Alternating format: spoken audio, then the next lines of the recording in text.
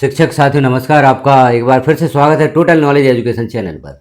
इस वीडियो में हम देखेंगे एक महत्वपूर्ण जानकारी, वार्षिक परिणाम अभिलेख पत्र पूर्व माध्यमिक शिक्षा सत्र 2025-26 और कक्षा 8 का वार्षिक परीक्षा परिणाम अभिलेख पत्रक हम देखेंगे आप किस प्रकार से तैयार करेंगे। क्योंकि परीक्षा परिणाम आपको RSKMP पोर्टल पर भी प्राप्त हो जाएगा, लेकिन आपको अपनी परीक्षा फलपंजी में भी इस परीक्षा परिणाम को बनाकर रखना होता है।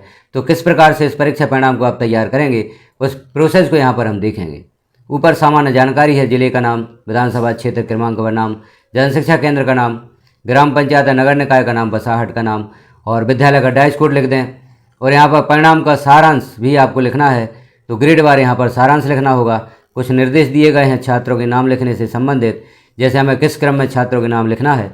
तो सबसे ऊपर हम SC के छात्रों के नाम लिखेंगे, उसके बाद ST, फिर OBC और जनरल के क्रम में यहाँ छात्रों के नाम लिखे जाएंगे।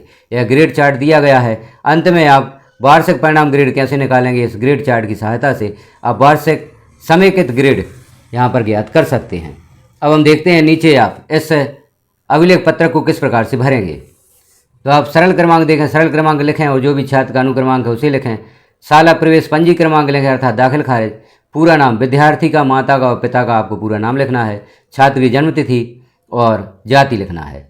अब अंकों की प्रविष्टि आप किस प्रकार से करेंगे। क्योंकि कक्षा 8 के वार्षिक परिणाम में मासिक टेस्ट के अंकों का योग नहीं होना है, लेकिन हमने अपनी जो मूल्यांकन पंजी बनाई है, मासिक मूल्यांकन पंजी, उसमें हमने मासिक मूल्यांकन अंकों को भी लिखा है। तो यहाँ पर आप मासिक मूल्यांकन के अंक भी लिख सकते हैं जैसे यहाँ पर लिखे गए हैं, लेकिन सही जो परीक्षा परिणाम तैयार होगा, यहाँ पर आप देखें रेड लाइन के अंदर, अर्धवार्षिक मूल्यांकन से तैयार होगा। क्योंकि जो वार्षिक परीक्षा परिणाम 8वीं का तैयार किया गया है, उसमें अर्धवार्षिक मूल्यांकन के 20 अंक अर्थात 60 अंक का प्रश्न पत्र हुआ था, उसका 20 अधिभार यहाँ पर हमें लेना है। वार्षिक लिखित मूल्यांकन का 60 अंक हमें लेना है और वार्षिक प्रोजेक्ट कार्य के 20 अंक लेना है। इस प्रकार से अर्धवार्षिक मूल्यांकन के 20, वार्षिक लिखित मूल्यांकन के 60 अंक हो जाते हैं 80 और वार्षिक प्रोजेक्ट कार्य के 20 अंक तो हो जाते हैं 100। और 100 अंकों पर ही वार्षिक परिणाम यहाँ पर तैयार होना है। जो आप देख रहे हैं लास्ट टाइम, वार्षिक परिणाम अधिकतम अंक 100 और समेकित ग्रेड। अब हम देखते हैं किस प्रकार से आप अधिभार ज्ञात करेंगे और किस प्रकार से यहाँ परीक्षा परिणाम तैयार करेंगे। तो मासिक टेस्ट से संबंधित आप देख लें, 6 महीनों के मासिक टेस्ट हमने लिए थे। जो अधिकतम अंक 60 होते हैं, उसमें से जो छात्र ने अंक प्राप्त किए हैं उन अंकों को लिखें और अधिभार प्राप्त करने के लिए प्राप्त अंकों में 6 का भाग दे दें। इस प्रकार से आप यहाँ पर अंक लिखेंगे और अधिभार लिखेंगे। इसी प्रकार से सभी विषयों के लिखें और जो योग आपको करना है, कॉलम 12, 14, 16, 18, 20 और 22 जो अधिभार अंक आपको प्राप्त हुए उनका योग करना है और जो भी योग प्राप्त होगा उसमें 6 का भाग दे देना है। उस योग को आपको यहाँ पर लिखना है। अब देखते हैं हम अर्धवार्षिक मूल्यांकन। यहाँ से कक्षा 8वीं का वार्षिक परीक्षा परिणाम जो सही है वह तैयार होता है। प्रथम भाषा अर्थात हिंदी या अंग्रेजी, जो भी आपके विद्यालय की प्रथम भाषा है, उसके अधिकतम अंक है 60 अर्थात 60 अंक का प्रश्न पत्र यहाँ पर हुआ था, तो प्राप्त अंक 60 होंगे। इसका अधिभार ज्ञात करने के लिए आप प्राप्त अंकों में 3 का भाग देंगे। तो जैसे यहाँ पर हम देखें, हिंदी भाषा में या प्रथम भाषा में छात्र ने 60 में से 35 अंक प्राप्त किए, 35 में हमने 3 का भाग दिया, तो यहाँ कुछ संख्या आपको दशमलव में प्राप्त होगी। लेकिन यहाँ पर आप ध्यान रखें, अधिभार को आपको पूर्णांक में ही लिखना है। यदि 0.5 से कम अंक प्राप्त होते हैं तो पूर्व की संख्या लिखना है, 0.5 से अधिक अंक प्राप्त होते हैं तो अगली संख्या लिखना है। यहाँ पर आपको राउंड फिगर का ध्यान देना है। तो 35 में 3 का भाग दिया हमने, तो अधिभार हमें 12 प्राप्त हुआ। इसी प्रकार द्वितीय भाषा जो भी आपकी विद्यालय की है, 60 अंक में से जो भी छात्र ने अंक प्राप्त किए उन्हें लिखें और 3 का भाग दे दें, तो यहाँ पर अधिभार हमें 10 प्राप्त हो जाता है। तो जो भी छात्र ने 60 अंकों में से अंक प्राप्त किए उन्हें लिखें और प्राप्त अंकों में 3 का भाग दें और अधिभार लिखें। इस प्रकार से सभी विषयों के आप यहाँ पर प्राप्तांक लिखें और अधिभार लिखें। अब हम मुख्य रूप से देखते हैं अर्धवार्षिक मूल्यांकन अधिभार का योग कौन कौन से कॉलम का होगा। तो यहाँ पर कॉलम 25 जिसमें अधिभार है, कॉलम 27 इसमें भी अधिभार है, कॉलम 29 इसमें भी अधिभार है, कॉलम 31 इसमें भी अधिभार है। तो अधिभार वाले कॉलम का आपको योग यहाँ पर कर देना है और जो भी योग आपको प्राप्त होता है उसमें 6 का भाग दे देना है। 6 का भाग देंगे आप, तो यहाँ पर औसत हमें 9 प्राप्त हो जाता है। जो भी आपने अधिभारों का योग किया है और 6 का भाग दिया है, तो यहाँ पर आप 9 लिखेंगे।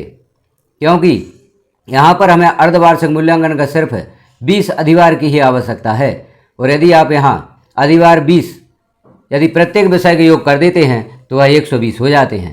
तो हमें कुल 20 की आवश्यकता है। तो यहाँ सभी अधिभारों का योग करते हुए आप 6 का भाग दे देंगे तो अधिभार हमें 20 प्राप्त होगा। अब वार्षिक लिखित मूल्यांकन, यहाँ आप देखें, यहाँ अधिभार ज्ञात नहीं करना है। 60 में से जो भी छात्र ने अंक प्राप्त किए हैं उन अंकों को आप लिख देंगे। इन अंकों को आप प्राप्त करना चाहते हैं तो RSKMP पोर्टल पर विजिट करके वहाँ से छात्रों के प्रगति पत्रक आप डाउनलोड कर सकते हैं, या जो साला का एकजाई परीक्षा परिणाम वहाँ पर अपलोड किया गया है उसे भी डाउनलोड कर सकते हैं। इन अंकों को प्राप्त कर सकते हैं। तो यहाँ पर 60 अंकों में से जो भी छात्र ने विषयवार अंक प्राप्त किए हैं 6 विषयों के आप लिखें, और इनका योग हम देखें कौन कौन से कॉलम का आपको योग करना है।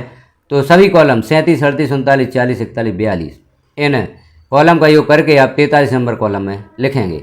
अब यहाँ पर भी आप ध्यान रखें, जैसे हमने योग किया 224 हुआ, जिसमें हमें 6 का भाग दे देना है, क्योंकि यहाँ पर भी हमें सिर्फ 60 अंकों की आवश्यकता है, या 60 अधिभार भी हम इसे कह सकते हैं, 60 अधिभार की आवश्यकता है। तो यहाँ पर भी आप 6 का भाग दे देंगे। जैसे यहाँ पर 224 में 6 का भाग दिया गया है तो 37 हमें प्राप्त हुआ है। तो इस प्रकार से आप वार्षिक लिखित मूल्यांकन के अंकों को लिखेंगे और उसका अधिभार ज्ञात करेंगे। अब हम आगे देखें वार्षिक प्रोजेक्ट कार्य। अब वार्षिक प्रोजेक्ट कार्य आपको यहाँ पर अधिभार ज्ञात नहीं करना है, या हम कहें तो 20 ही अधिभार यहाँ पर होगा। तो जो भी छात्र ने 20 अंक में से अंक प्राप्त किए हैं वार्षिक प्रोजेक्ट में, उन अंकों को आप विषयवार लिखेंगे। जैसे हमने यहाँ लिखे विषयवार सभी प्राप्त अंक, यहाँ 20 अंकों में से आपने जो RSKMP पोर्टल पर भी एंट्री की होगी प्रोजेक्ट अंकों की, तो वह भी आपने 20 अंकों में से की होगी। तो उन्हीं अंकों को आप यहाँ पर लिखेंगे। अपनी मासिक मूल्यांकन पंजी से देख सकते हैं इन अंकों को। अर्धवार्षिक मूल्यांकन के अंकों को भी मासिक मूल्यांकन पंजी से देख सकते हैं। अब अधिभार अंकों का योग आपको यहाँ पर सभी जगह आप देख रहे हैं अधिभार अंकों का ही योग करना है। यहाँ वार्षिक प्रोजेक्ट कार्य में आपको जो 20 अंक में से छात्रों ने अंक प्राप्त किए हैं उन अंकों का योग कर देना है, और यहाँ पर भी आपको उन अंकों के योग में 6 का भाग दे देना है। तो यहाँ पर वार्षिक प्रोजेक्ट कार्य के अंकों का योग भी आपको 20 अधिभार के साथ प्राप्त हो जाता है। कॉलम देखें आप कौन कौन से कॉलम का आपको योग करना है। यहाँ चूँकि कॉलम कक्षा 6 और 7 के हिसाब से दिए गए, हम यहाँ पर देखेंगे तो कॉलम 44, 46, 48, 50, 52, 54 कॉलम का आपको योग करना है और इसमें 6 का भाग दे देना है। तो हमें इन वार्षिक प्रोजेक्ट के अंकों का योग 17 प्राप्त हुआ है। अब यहाँ आप देखें वार्षिक परिणाम अधिकतम अंक 100 में से हमें ज्ञात करना है। तो यहाँ आप देख लें कौन कौन से कॉलम का आपको योग करना है। तो कॉलम 23, 36, 43 और 56 यहाँ पर दिए गए हैं, लेकिन यहाँ जो 23 नंबर कॉलम है मासिक मूल्यांकन के लिए है, लेकिन हमें 8वीं का परीक्षा फल तैयार करते समय मासिक मूल्यांकन के अंकों का योग नहीं करना है। तो यहाँ आप 23 को छोड़ दें। कॉलम 36, कॉलम 43, कॉलम 56 का योग आप यहाँ पर करेंगे। तो मुख्य रूप से ध्यान रखें कॉलम 36, कॉलम 43 और कॉलम 56 का योग आपको यहाँ पर करना है। तो यहाँ पर योग 63 प्राप्त होता है। 63 प्राप्त होता है अर्थात यह 100 अंकों में से आपका जो परीक्षा परिणाम आप तैयार करना चाहते हैं वह आपको प्राप्त हो जाता है। जो यहाँ पर ग्रेड हमें देना है 63 में कौन सी ग्रेड बनती है, तो आप देखें 100 अंकों पर जो 55 से 65 अंक लिखे गए हैं इस पर बी ग्रेड प्राप्त होती है। तो बी ग्रेड हमने यहाँ पर लिख दी। तो इस प्रकार से समेकित ग्रेड प्राप्तांकों के आधार पर ग्रेड देने हेतु अंक चार्ट जो यहाँ पर दिया गया है उससे आप लिखेंगे। इस प्रकार से आप कक्षा 8वीं का परीक्षा परिणाम तैयार कर सकते हैं। कक्षा 6 और 7 का परीक्षा परिणाम किस प्रकार से तैयार करेंगे उससे संबंधित वीडियो भी पूर्व में पब्लिश किया जा चुका है, उस वीडियो को भी आप देखें। कक्षा 6 और 7 का परीक्षा परिणाम यदि आपने तैयार नहीं किया है तो उसे भी आप कर लें। तो जानकारी कैसी लगी आपको कमेंट में एक बार अवश्य बताएं। वीडियो को अन्य साथियों में शेयर करें।